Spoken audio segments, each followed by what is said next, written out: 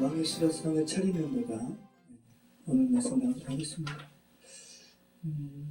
지난주 말씀은 그죠? 갓에 대한 말씀이었죠. 갓에 대한 예언이었어요.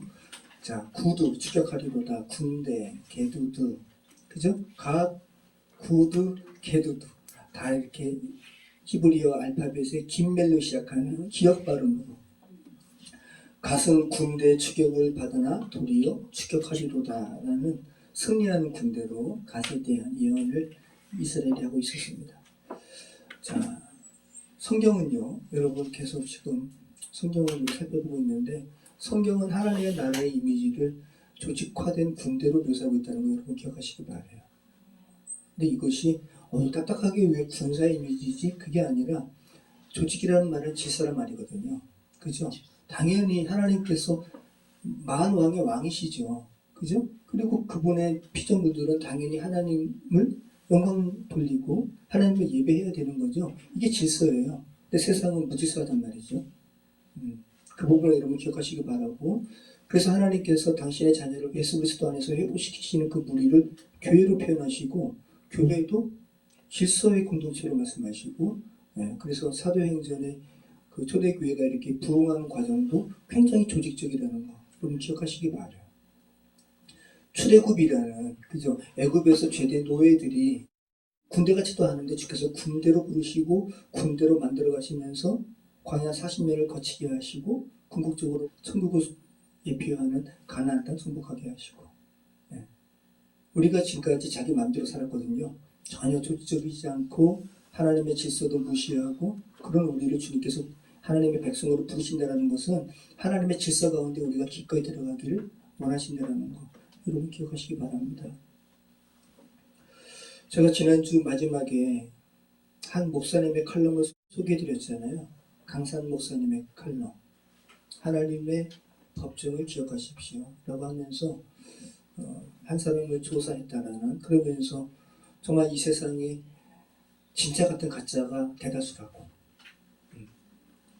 근데 이분이 왜 그렇게 진짜 그리스도인을 추구하는지 아세요? 이분이 새롭게 하소서, 지금은 안 나와, 유튜브 치면 안 나와요. 예전 그 대학로의 동숭교회죠? 서정호 목사님께서 그 새롭게 하소서 사회 보실 때 그때 이제 간증했던 건데 안 나오더라고요. 근데 그분 교회 홈페이지에서는 그분이 업로드를 해가지고 제가 봤는데, 이분이 서정호 목사님께서 말씀하시는 거예요. 어떻게 그렇게 계속해서 진짜 그리스도인을 추구하냐고, 거기에 본인이 매이지 않냐고. 근데 제가 거기에 도전받아가지고 계속 자기는 진짜를 추구한다고. 근데 그렇게 된 이유가 있어요. 이분이 목회하는데 한 집사님 부부인가 한 성도님 부부가 너무 훌륭하신 분인 거예요. 정말 잘 그리스도 안에서 훈련을 받으면 정말 귀한 하나님 나라의 일꾼이 되실 만한 부부인데, 근데 이 남편 되시는 분이 평소에는 그렇게 좋으신데 술만 드시면 정말 몇 가지도 바뀌어지는 거예요. 그런데 이분이 목회하다가 연락을 받았어요. 이 남자 성도님께서 돌아가신 거예요. 목매가지고 술 드시고. 근데 그 시체가 여름인데, 그러니까 이분 참 너무 마음도 안타깝고 엄청 울었다 그래요. 그 사건을 통해서 너무 큰 시간을 경험하신 거죠. 여름에 7일인가 일주일 후에 발견되니까 본인이 거기 들어간 건데 너무 놀라신 거죠. 완전히 부패하고. 그러니까 이분이 술 드시면 이제 좀 이렇게 많이 힘든 상황이 되니까 가족들이 다 도망갔고요. 그리고 자살하신 거예요. 너무 놀란 거죠. 와, 내가 이분에 대해서 정말 구원에 대해서 더 분명하게 말을 했어야 되는구나. 이런 부분들 이해되시죠? 네. 그래서 이분이 그렇게 진짜로 그렇게 추구하는 거예요. 진짜를. 그 술 드셔서 그렇게 돌아가신 분의 구원을 얘기하는 게 아니에요. 우린 몰라요. 네. 근데 너무 안타깝고 너무 큰 충격이기 때문에 그렇게 계속 스마트폰 안 쓴다고 그랬죠. 스마트폰 쓰는 게 죄이기 때문에 안 쓰는 게 아니라 그분은 거기에 전념하기 위해서 말씀에. 그래서 그래요. 자동차도 그러니까 계속 말씀만 집중하는 거예요, 말씀만. 진짜, 가짜. 그분이 그렇게 진짜를 추구하는 이유가 그렇게 있습니다. 다시 한번 우리가 정말 그리스도 안에서 정말 진짜 그리스도인인가 계속 하나님께 계속 이렇게 여쭙고 자신을 다시 한번 살펴보는 그런 게 필요하다는 거죠. 자, 오늘 말씀은 야곱의 8번째 아들이자 레아의 시녀 실바가 낳은 2번째 아들 아셀에 대한 예언입니다. 아셀에게서 나는 먹을 것을 기름질 것이라 그가 왕의 수라상을 차리리로다. 자, 아셀의 이름의 의미는 기쁨입니다. 그죠? 네. 몸종을 통한 라헬과의 아들 낳기의 경쟁에서, 그죠? 자기 여동생 라헬이 남편의 사랑을 독차지한 것을 떠나서 아들 낳는 것도 이제 자신의 몸종을 통해서 추격해 오니까, 그죠? 레아가 자기도 몸종 통해서 아들 낳았죠. 그래서 가시라고 이름 짓고, 그 다음에 또 실바를 통해서 아들을 또 하나님께서 주시니까 이제는 마침표 치는 거잖아요. 야, 내가 이제 완전히 이겼다, 그죠? 그래서 기쁘다. 그 이름으로 아셀이라 이름 짓는 거예요. 자, 창세기 30장 13절 말씀인데 한번 보실까요? 여기에 다 아쉐르가 이렇게 나와요. 히브리어 원문을 보면 아쉐르가 3번 나와요. 3번. 그 관련된, 물론 조금씩 변형은 있지만, 자, 레아가 이르되 기쁘도다. 이거 오쉐르예요. 오쉐르. 네. 모든 딸들이 나를 기쁜 자라 하리로다 하고, 네, 이건 아수아르예요. 아수아르. 모든 딸들이 나를 기쁜 자라 하리로다 하고 그의 이름을 아셀이라 하였더라. 아까 뭐라고 했죠? 아셀. 그래서 오쉐르, 아수아르, 아셀. 네. 그러니까 아셀이에요. 기쁘다. 이제 내가 완전히 우리 동생 이겨버렸다. 그죠?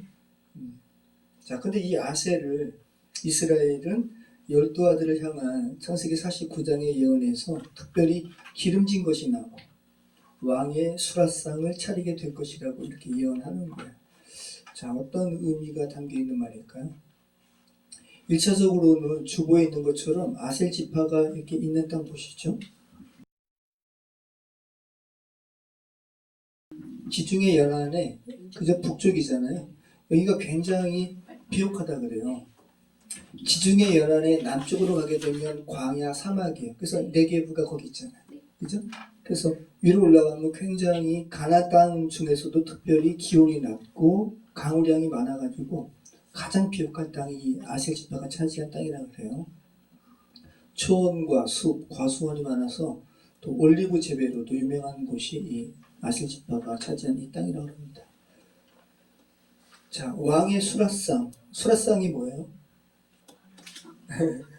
왕의 음식상이잖아요. 그죠? 야, 수라상. 왕의 진미. 그래서 히브리어는 멜레크 마하단인데요. 멜레크가 왕이거든요. 멜렉 마하단. 이 마하단은 스스로 즐거워하다라는 아단에서 나온 단어예요. 그러니까 너무 음식이 좋아서 너무 좋네. 스스로 즐거워하는 거예요. 자, 스스로 즐거워할 수밖에 없는 왕의 진미, 왕의 수라상. 자, 복음적으로 이렇게 연결하면 왕의 진미가 뭐예요? 생명의 떡이에요. 복음적으로 이렇게 한번 취하면 말이죠. 그래서 그 왕의 식물, 생명의 떡을 차리리로다. 여기서는 차리리로다라고 해서 상 위에다가 진설한다라는 느낌으로 우리말은 번역을 했지만 실제 히브리어 단어는 나탄이에요. 주는 거예요. 생명의 떡을 주는 거예요. 자, 아셀에 대한 예언이 이런 부분이에요. 생명의 떡을 주는 거. 네.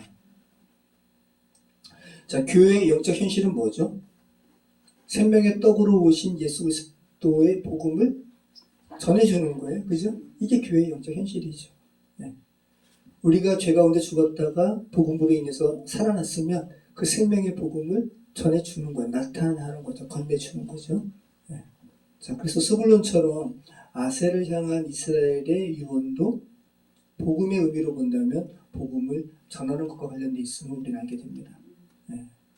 자, 모세가 신명기에서 하는 아세 지파의 유언은 어떻습니까? 신명기 33장 24절로 25절 우리 한번 읽어보시죠.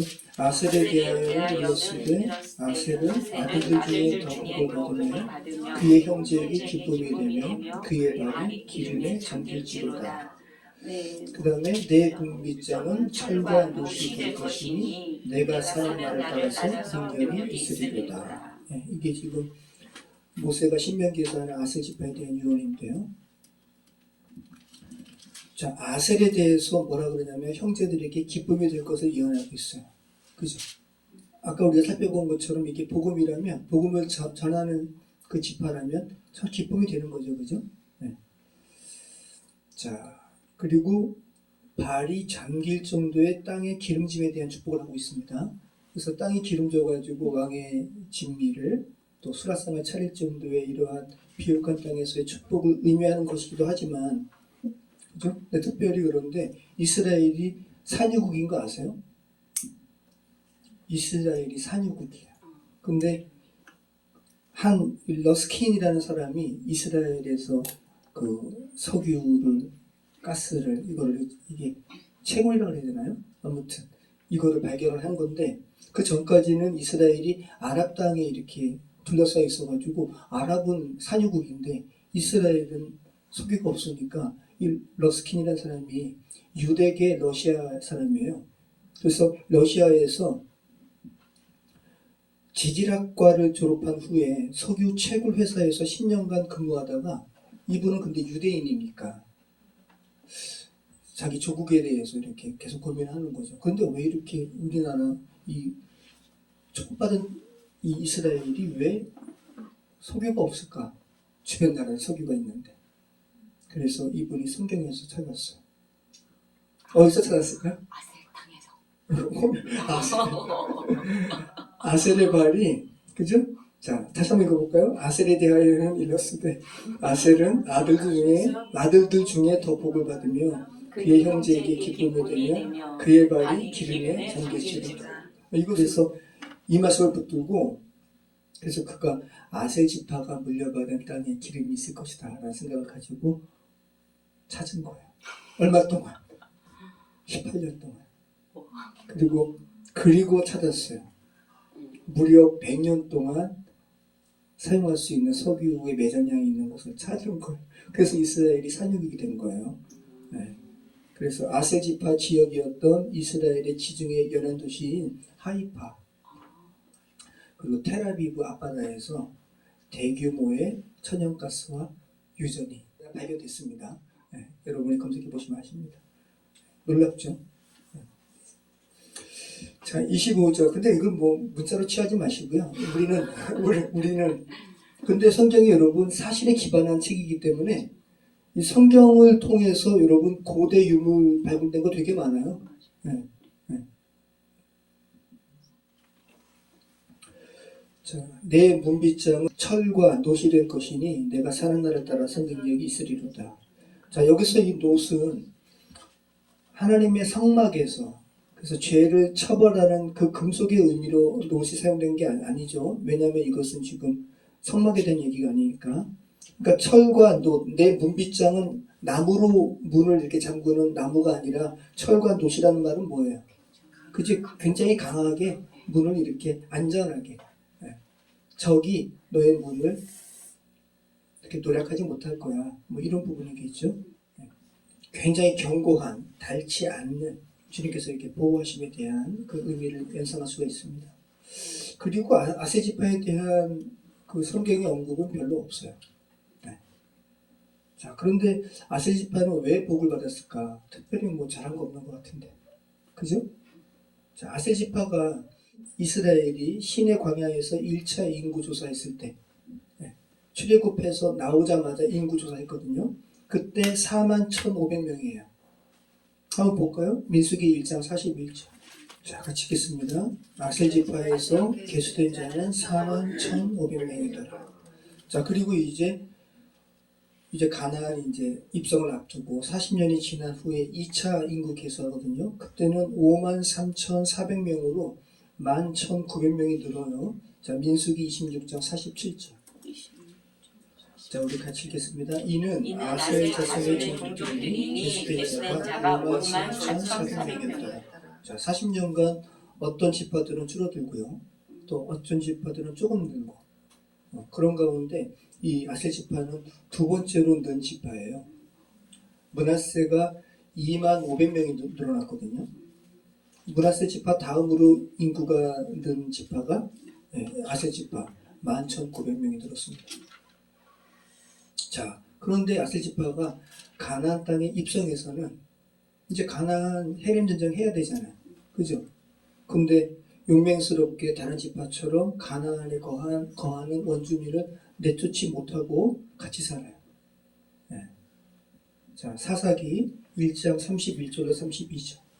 그러니까 지금 제가 뭐 아셀이 별 잘한 게 없다는 얘기를 하는 거예요, 지금. 사사기 1장 31절로 32절. 그러니까 우리의 모습 보는 것 같죠. 우리가 뭐 잘한 것 같지 않아요. 그런데 이제 살펴보겠지만 좀 특별한 부분은 있습니다. 우리가 그런 부분도 취해야 되겠죠. 자, 같이 읽겠습니다. 아셀이 아코 주민과 시돈 주민과 알락과 아십과 할바와 아비과 주민을 쫓아내지 못하고 아셀 족속이 그 땅의 주민 가나안 족속 가운데 거주하였으니 이는 그들을 쫓아내지 못함이었더라. 네, 쫓아내야 되는데 쫓아내지 못하고 단지파처럼 쫓아내지 못하고 가나안 족속과 함께 살아가니 어떻게 되겠어요? 점점 강해질까요? 약해질까요? 약해지죠. 네. 자, 출애굽하고 광야 40년간은 아셀 지파가 비교적 강한 지파였는데, 근데 가나안에 와서는 온전히 가나안 족속 몰아내지 못하고 함께 살아가니까 통일 시대, 다윗 왕의 시대에 와서 두령을 뽑을 때 두령, 그 지파의 어떤 장수를 뽑을 때 아셀 지파를 대표하는 두령은 없어요. 네. 이거 한번 보시죠. 역대상 27장 16절로 22절. 이것도 뭐 깊게 살펴보면 여러 가지 내용이 있을 거지만 우선 아셀에 대해서 아셀이 없는 부분을 한번 주목해 보겠습니다. 이스라엘 지파를 관할하는 자는 이러하니라. 루벤 지파는 있죠. 지도자가 시그리의 아들 엘리에셀이요. 시므온 사람의 지도자는 마아가의 아들 스바다요. 레위 사람의 지도자는 그무엘의 아들 하사베요. 아론 자손의 지도자는 사독이요. 유다의 지도자는 다윗의 형 엘리후요. 이스라엘의 지도자는 미가엘의 아들 오므리요. 스불론의 지도자는 오바다의 아들 이스라야요. 납달리의 지도자는 이스리엘의 아들 여레굿이요. 에브라임의 지도자는 아사시아의 아들 호사예요. 므낫세 반지파의 지도자는 부다의 아들 유엘이요. 길르앗에 있는 므낫세 반지파의 지도자는 스가랴의 아들 이또요. 베냐민의 지도자는 아브넬의 아들 다른 여로함의 아들 아사렐이니 이들은 이스라엘 지파의 지휘관이었더라. 네. 뭐 아셀 말고도 없는 지파가 있지만 우선 아셀에 집중한다면 아셀 없잖아요, 그죠? 네. 자, 그런데 비록 그들이 지파로서는 하나님을 온전히 신뢰하지 못하고 그저 가나안 족속을 몰아내지 못했지만 그들 가운데 그들 안에는 또 하나님을 경외하는 사람이 있을까요, 없을까요? 당연히 있겠죠.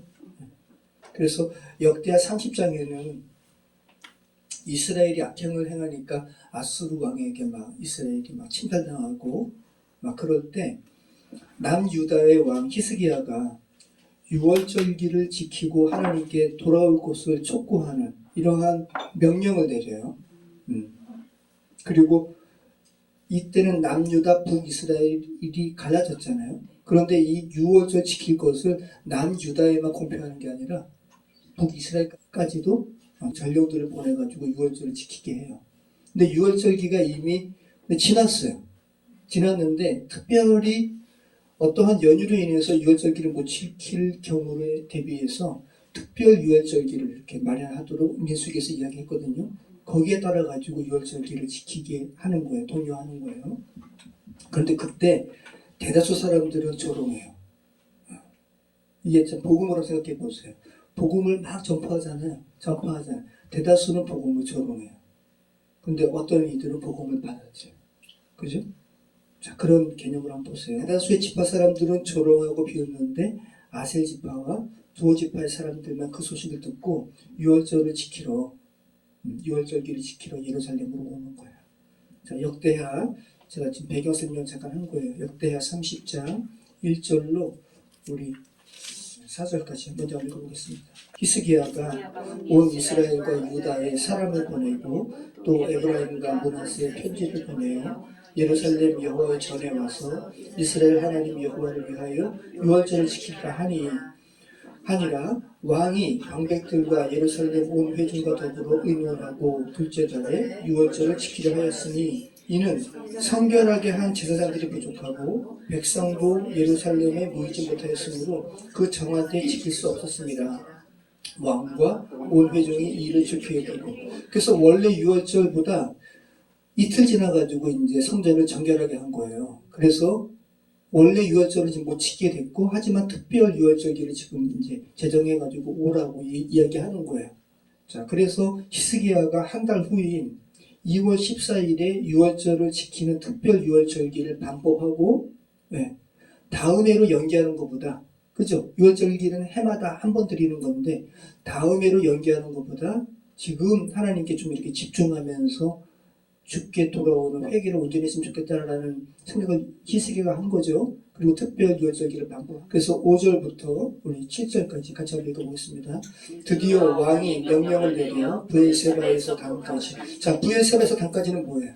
남유다에서 북이스라엘까지 전역에 온 이스라엘에 공포하여 일제히 예루살렘으로 와서 이스라엘 하나님 여호와의 유월절을 지키라 하니 이는 기록한 규례대로 오랫동안 지키지 못하였음이더라.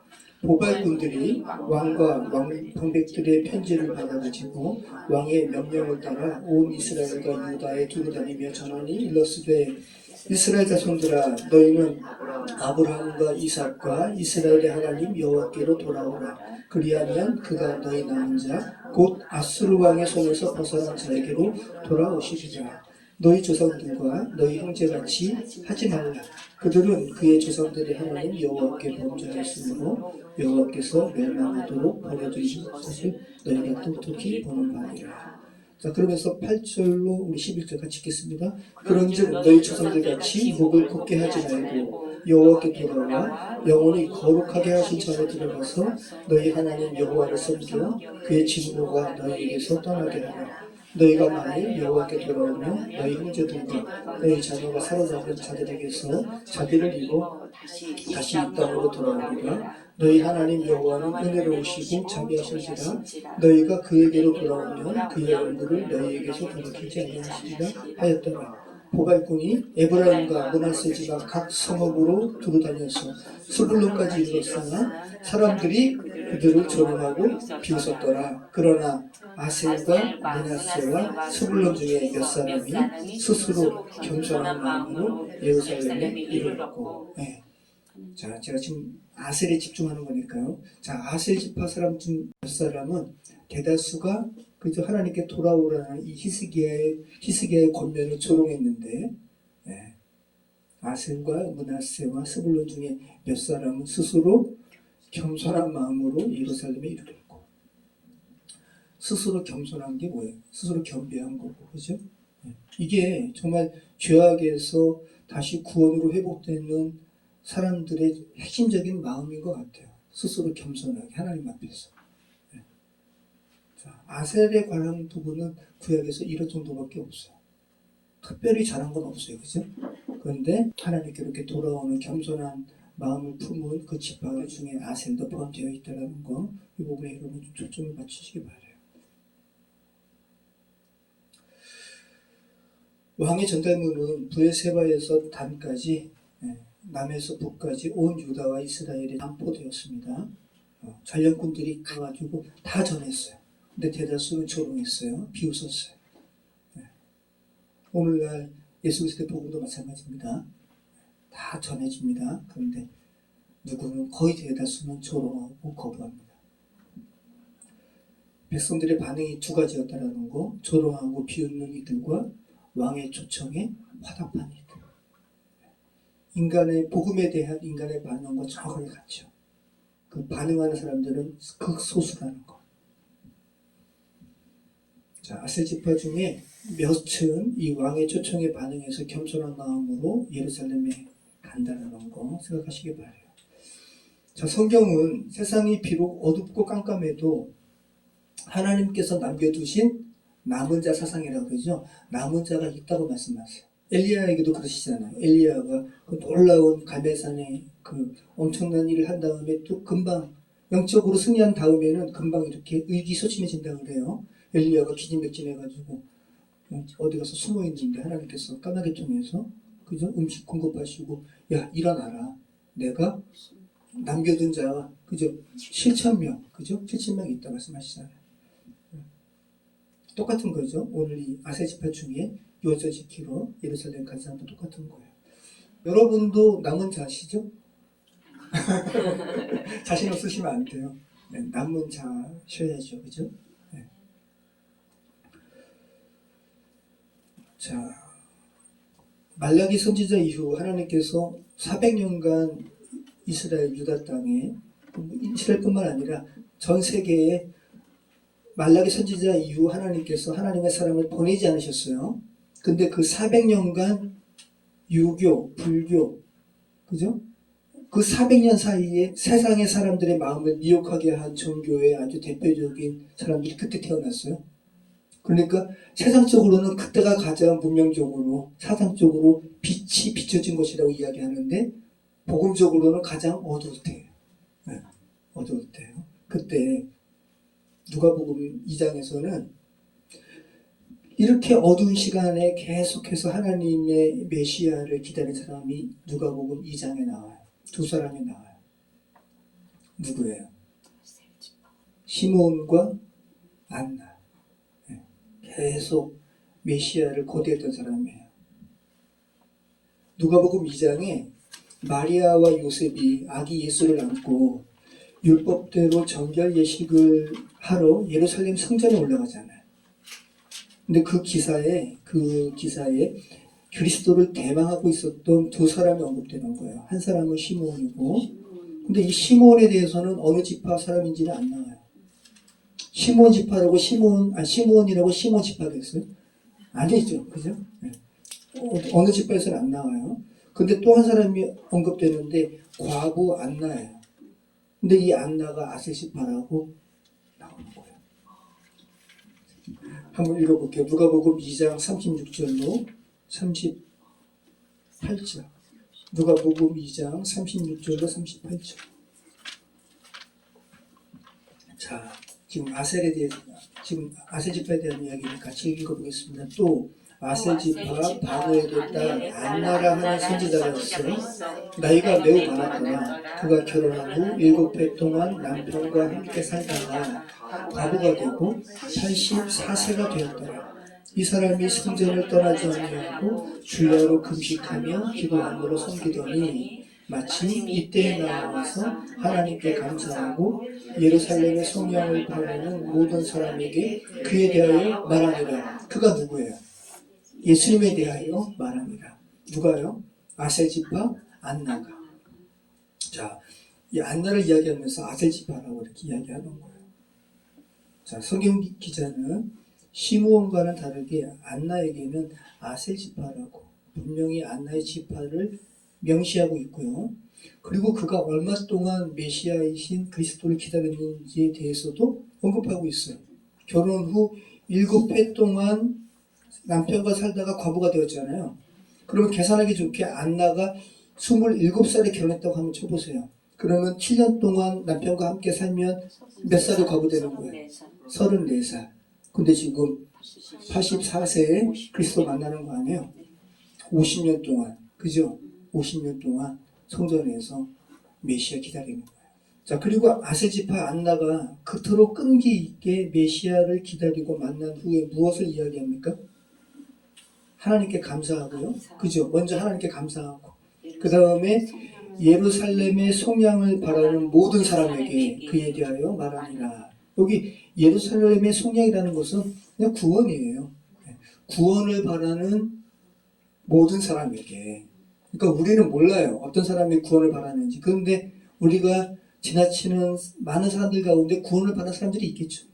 그죠? 노방전도가 그런 부분이잖아요. 그러니까 서기로 목사님이 그 말씀하시는 거예요. 노방전도를 하면 반드시 기다리는 사람을 만난다. 그리고 노방전도를 하면 야성이 생긴다. 거룩한 야성. 그래서 거기 빛각교회 청년들은 지난번에도 롯데백화점 앞에서 울면서 복음 전했더라는 거예요. 야성이 생긴다. 그리고 기다리는 사람이 있다. 우리는 모르잖아요, 그죠? 근데 안나는 그렇게 해서 예루살렘의 속량을 바라는 모든 사람에게 그에 대하여 전했다. 예수님에 대하여 전했다. 참 함축적이에요, 여러분. 여기서 하나님께 감사하고 안나가 예루살렘의 속량을 바라는 모든 사람에게 그에 대하여 말하니라 라고 할 때 이 랄레오라는 말이거든요. 랄레오. 근데 이게 미완료 시제예요. 우리 말에는 없는 시제가 헬라어에는 있는데 미완료라는 건 뭐냐면 그 안나의 예수님에 대한 소식을 들은 사람, 정말 들은 사람은 그에게는 완료가 됐어요.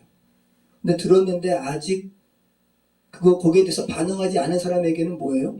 미완료죠. 시 공간을 초월해서 여러분은 정말 그리스도 소식이 들렸어요? 그리고 그 의미가 분명히 알게 되었어요? 그럼 여러분에게는 완료가 된 거죠. 근데 우리가 전하지만 어떤 자에게는 분명히 전했는데 잘 몰라요. 예수님이 누구신지. 그럼 그에게는 아직도 미완료인 거죠. 예수 그리스도를 알아본 자에게는 그 말하는 안나의 소리가 완료되었다는 거, 들렸다는 거예요. 근데 안나의 소리를 듣고도 예수가 그리스도인지 알아보지 못하는 자에게는 그 안나의 진리의 전함이 결실을 맺지 못했다는 거예요. 그리고 그렇게 그 소리가 들려서 예수님에 대하여 이제 알게 된 사람은 그토록 예루살렘의 속량을 바랐던 사람이라고. 정말 하나님의 자녀 되는 것을 소망했던 사람이라고. 복음입니다, 여러분. 자, 성경이 지금 아셀 지파 얘기를 통해서 우리에게 말씀하는 거예요. 아셀에 대한 예언을 통해서 깜깜한 시대에, 악한 시대에 대다수가 다 죄로 인해서 죽었다고 이야기하지만 그 안에 어떤 시대마다, 어떤 깜깜한 시대마다 아주 소수의 그리스도의 빛을 전하는 사람이 있었다라고 이야기하는 거예요. 그리고 그 빛의 소식은 언제나 그렇게 전해져요. 한 사람의 전함을 통해서. 그죠? 여러분은 지금 그 그리스도의 전해짐이 안나의 소식을 듣고 그리스도를 알아본 사람처럼 완료되었기를 바랍니다. 어저께 저희 공방에 누가 오셨냐면 중국인이 오셨어요. 어제요? 엊그저께. 엊그저께 금요일에 중국인이 오셨는데 중국인인지 몰랐어요. 저희가 우이천에서 그 이름이 뭐죠? 행사 이름이? 우이천 꽃이다. 우이천의 꽃이다. 거기에 핸드 페인팅 했던 어떤 꼬맹이의 아빠예요. 그래서 그를 찾으러 왔다가 본인이 한 거 그를 찾으러 왔다가 아버지도 같이 온 거예요. 그리고 체험도 예약했어요. 체험도 아예 신청해가지고 저 물레도 빚고 어디 그랬는데 근데 물레 빚다가 되게 아버님이 제일 처음엔 중국인인지 몰랐죠. 근데 이제 자연스럽게 이제 중국인인 거 알게 됐고 근데 물레 빚다가 이분이 굉장히 진중하시고 멋있어요, 사람이. 그래서 제가 이제 엔지니어냐고 했더니 파일럿이래. 중국 내에서. 그래서 다시 이제 또 이제 이야기하면서 자기가 이제 중국 안에서 로컬, 중국 안에서 도는 비행기 조종사인 거예요.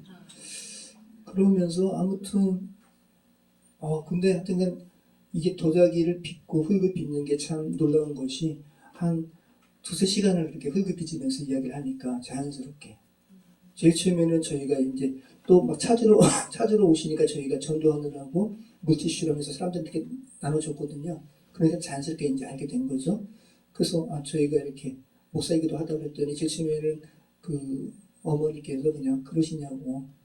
근데 그랬다가 이제 자연스럽게 얘기 나누고 그리고 그 파일럿이 중국인 그 남편 되시는 분이 제 열린 거울 너무 유심히 이렇게 보는 거예요. 당신이 만든 거냐고. 그래서 내가 만들었다. 그랬더니 제가 느낌이 오잖아요. 되게 이렇게 관심 있어 하시고. 그래서 제가 This is my present for you 그랬더니 Really? 그래서 진짜라고. 그러면서 이분이 딸과 오래 함께 하지 못해요. 이분들한테 격려하고 싶잖아요. 두 개 더 꺼내가지고 그들이 막 놀라가지고 그러는데 제가 매번 그러지 않는다. 하나님께서 마음 주실 때만 그런다. 그래가지고 하나님께서 사랑하신다. 그 중국에 조정수 남편 되시는 분 혼자 있는 거 아니다. 이렇게 얘기하고 이렇게 물티슈도 3개 더 드려가지고 이렇게 다녔어요. 하여튼간 이분 안에는 이제 하여튼간 그리고 이제 제가 사진 찍고 그 남편 되시는 분도 또 저하고도 사진 같이 찍고 자연스럽게 하여튼간 한국의 어떤 도자기 그리고 또 목사이기도 한 그분의 그 중국인들은 차도 조그만 컵에도 마시잖아요. 그죠? 너무 좋다고. 그래서 이것도 꼭 당신 거라고. 그래서 나름대로 또 복음이 또 이분이 더 공감을 가지고 하나님에 대하여 또 이렇게 알았으면 좋겠고 또 그런 사역을 했습니다. 그래서 끝난 다음에 아이 엄마한테 야 진짜 이런 상황 때문에 또 기자님이 집 하나님께서 하게 하시는 것 같아. 아이 엄마가 그래 힘을 내. 근데 이런 게 근데 어쩌다잖아. 근데 우리가 다 일상 가운데 이제 그런 하나님의 통로로 우리가 사용돼야지 그죠? 그럴 때 우리가 또 아세지가 안나처럼 복음 전하는 것이죠. 모쪼록 정말 그리스도의 복음이 전해지는 통로로 살아가시는 저와 여러분의 삶이 되시기를 축원합니다. 기도하겠습니다.